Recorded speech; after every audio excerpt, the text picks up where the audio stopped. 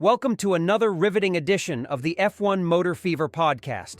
We have an exciting update from the world of Formula One, and it's all about the Japanese Grand Prix. This weekend, it was Max Verstappen who stole the show by securing pole position.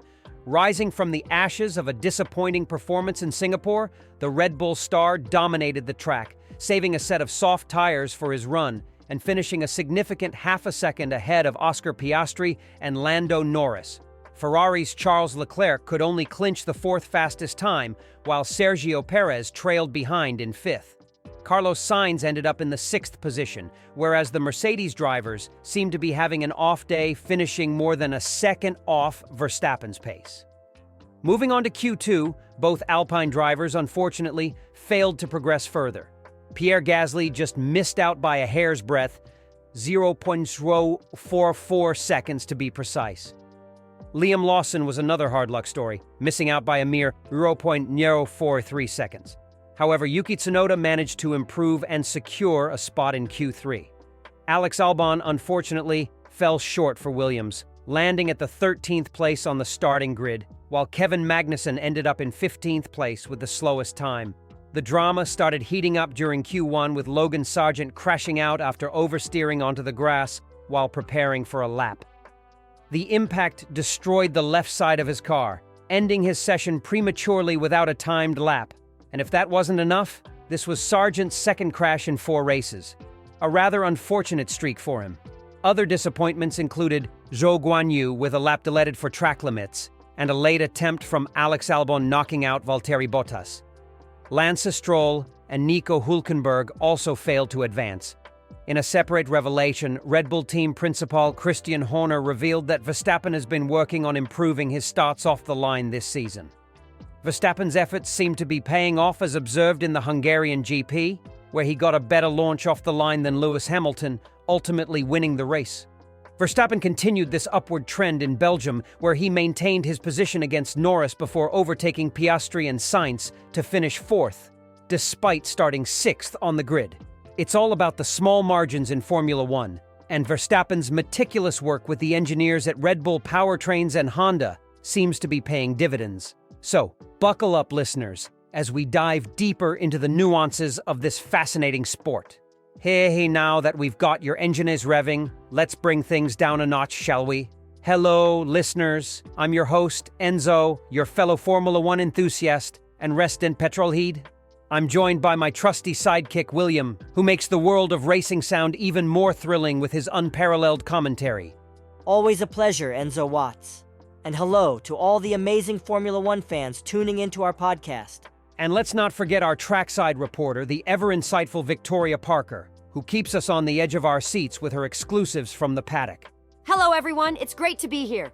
You're listening to the F1 Motor Fever podcast, your pit stop for the latest and greatest in Formula One.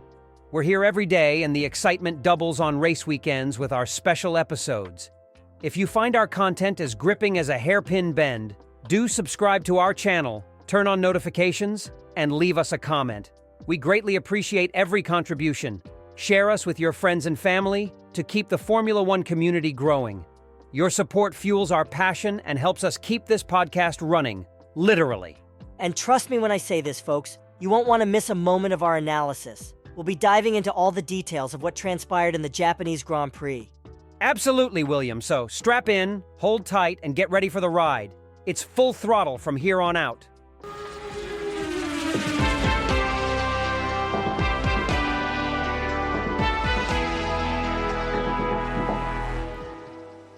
Moving on from our introductions, let's get back to the heart of the show. The latest from Suzuka is that Max Verstappen managed to seal pole position for the Japanese Grand Prix. It seems that Red Bull is keen to bounce back from their letdown in Singapore. Verstappen, the Dutch superstar, kept a set of soft tires for his run and outshone the competition by half a second from Oscar Piastri and Lando Norris. Wait a minute, could you give us an example to better understand the significance of saving a set of soft tires? Of course. Imagine you're a marathon runner. The soft tires are like the energy-rich gel packs you save for the final part of the race. They give you an extra boost when you're pushing for the finish line. Likewise, Verstappen saved his soft tires for the decisive lap in Q3, which is like the final leg of the marathon. This strategic move allowed him to push his car to the maximum, getting the best time and securing the pole position. That makes sense. Now what about Ferrari and Mercedes? Right, coming to that. Both Ferraris only went for one run in Q3. Charles Leclerc could only manage fourth fastest, ahead of Sergio Perez.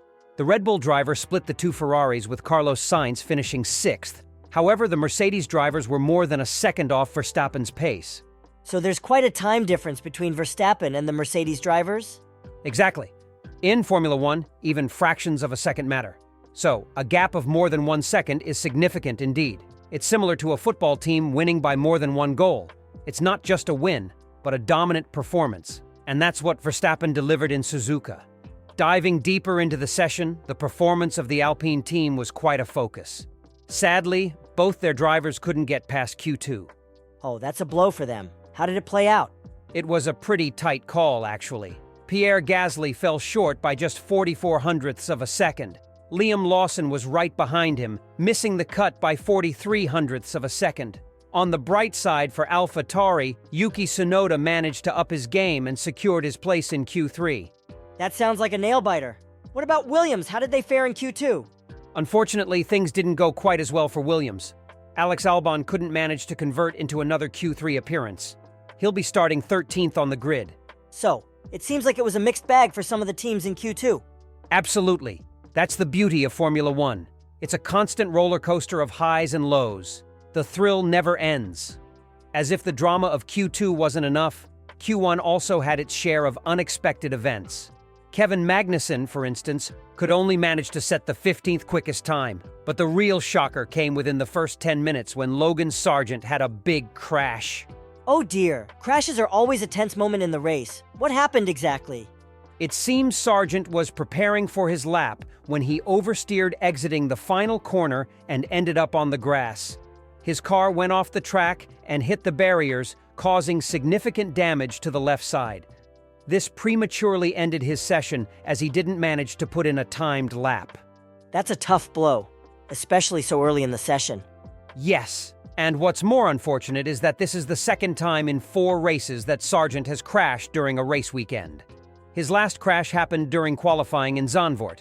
But that's the thrill of Formula One. It's as unpredictable as it is exciting. Indeed, it's these unexpected twists and turns that keep us on the edge of our seats. It's never over until the checkered flag drops. More drama unfolded in Q1 when Zhou Guanyu had his lap deleted for exceeding track limits. This unfortunate turn of events meant his time in Q1 was cut short.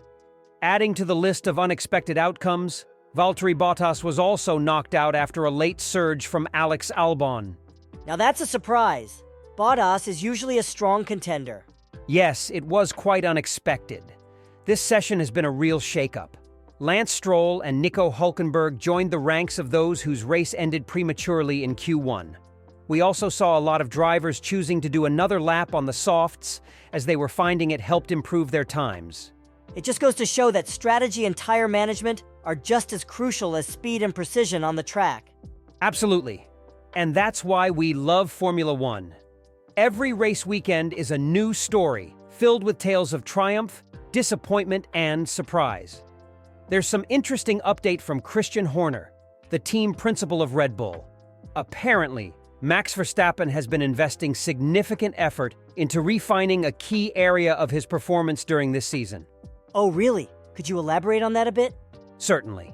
It seems that Verstappen has been struggling with his starts off the line this year. There were a few occasions when he had poor starts, the British Grand Prix being one noteworthy example. His slow start caused him to fall behind Lando Norris. However, we saw an improvement in Hungary when he managed a better launch off the line than Lewis Hamilton, taking the lead at turn 1 and essentially securing the race victory. I remember that race. My uncle and I used to watch the Grand Prix together, and he always emphasized the importance of a good start. Seeing Verstappen's improvement in Hungary made me feel quite nostalgic. That's a lovely memory. And it's true, a good start is vital in Formula One. Verstappen's progress was also noticeable in Belgium. Despite starting 6th on the grid, he held his own against Norris and then managed to overtake a slower Oscar Piastri and Carlos Sainz for 4th position.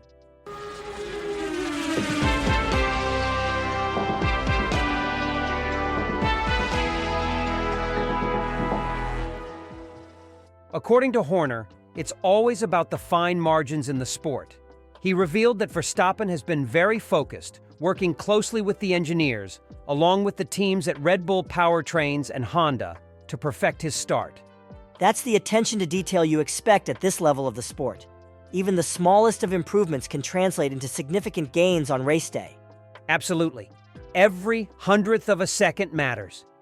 This level of focus and dedication is what sets these drivers apart.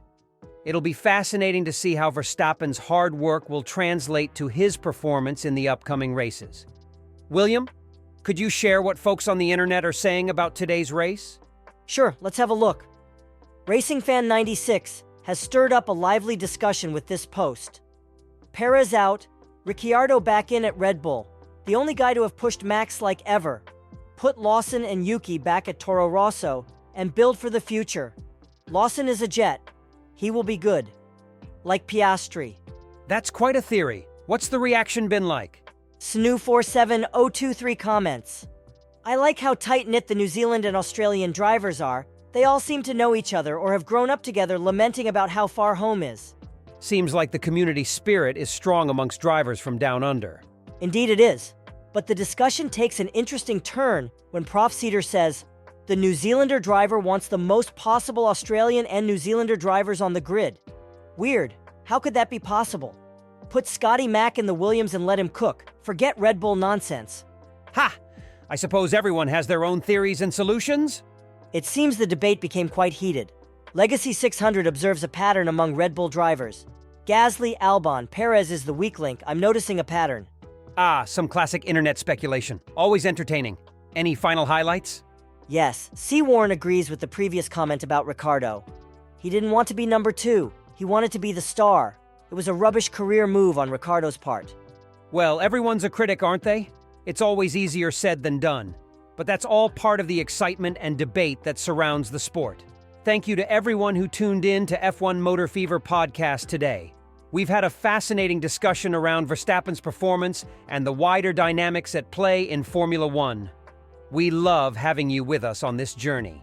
Absolutely. And don't forget to subscribe and hit the notification bell so you don't miss out on any of our episodes. And if you enjoyed our chatter today, why not share it with your mates?